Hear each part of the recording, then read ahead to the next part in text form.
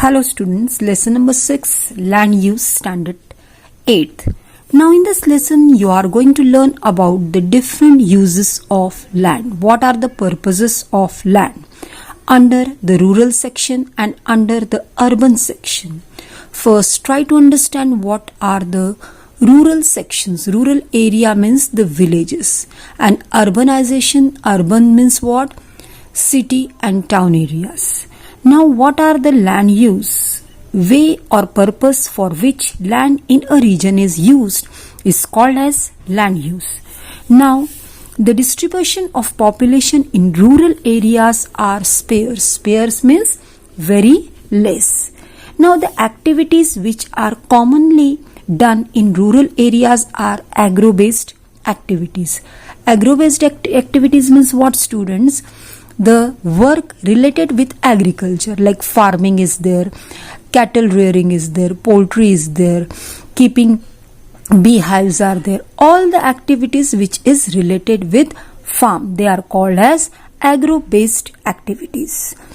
Now there are different types of rural land. They are classified into arable land, fallow land, forest land, grassland or pastured land.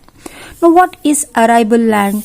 That a land under individual ownership, like a farmer is owning a land, a plot of land, and he is doing his cultivation of crops. That is arable land.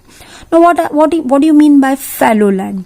That fallow land is also an agricultural land which is temporarily not in use. Means the land is having all the things in that, fertility is there, utility is there, but due to the cultivation, more cultivation is there and the land is decreasing its fertility, and that is why to increase the fertility the land is kept fallow, means being without use, without cultivation of any crops for 1 or 2 years.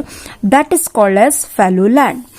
Then what is forest land? A type of rural land use which is a demarcated forest areas, which is only marked for a forest areas.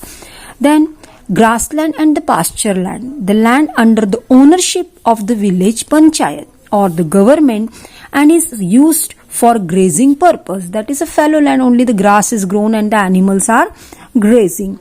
Then now coming to urbanization. Here in urbanization the distribution of population is dense, means lot of population is there in city, town area, and you all know the various purposes are there. People are getting various facilities in city area, like education is there, jobs are there, industries are there, modern facilities are there, and hence people are migrating from many other parts to the city areas, and that is why the population in the city areas are dense. Now what are the classification of land use in urban sector? Commercial land, residential land, transport, public utility area, recreational and mixed. Now what is commercial land use? Parts of city area where there are shops, banks and offices are commercial land use.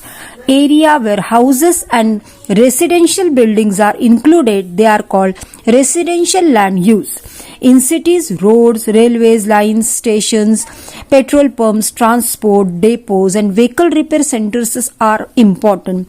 They are known as transport land use. Services provided by the local governing bodies, that is called as public utility area.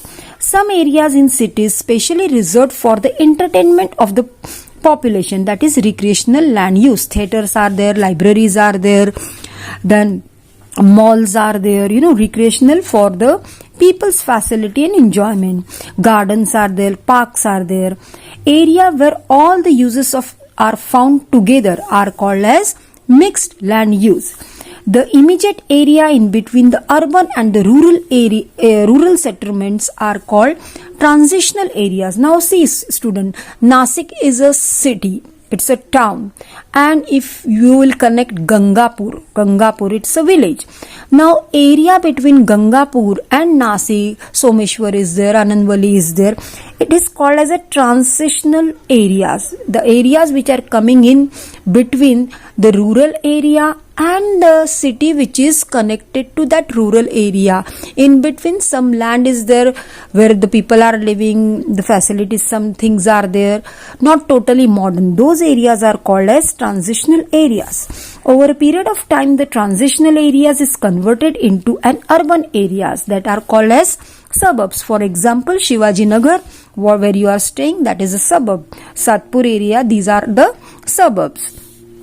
Limited land, varied land uses and burgeoning cities are resulted into the thought that are called as planned cities. Now, kind of mirror about the land, like what type of land is there, how many acres are there. All the detailed information about the land is put into 712 extract. These are available with the talati of every village for land and revenue collection purpose, that is village form 7 and 12.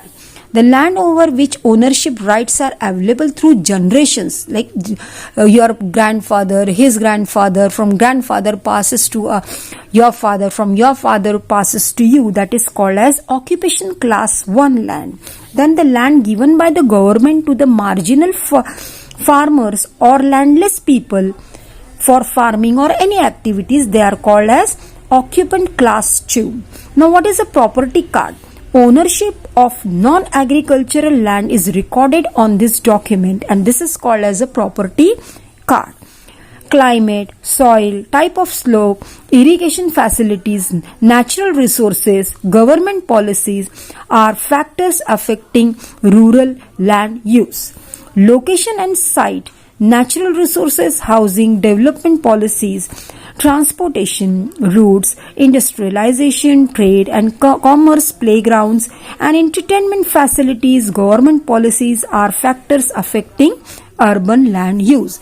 Now, I have explained you this lesson in detail, but in short, point wise.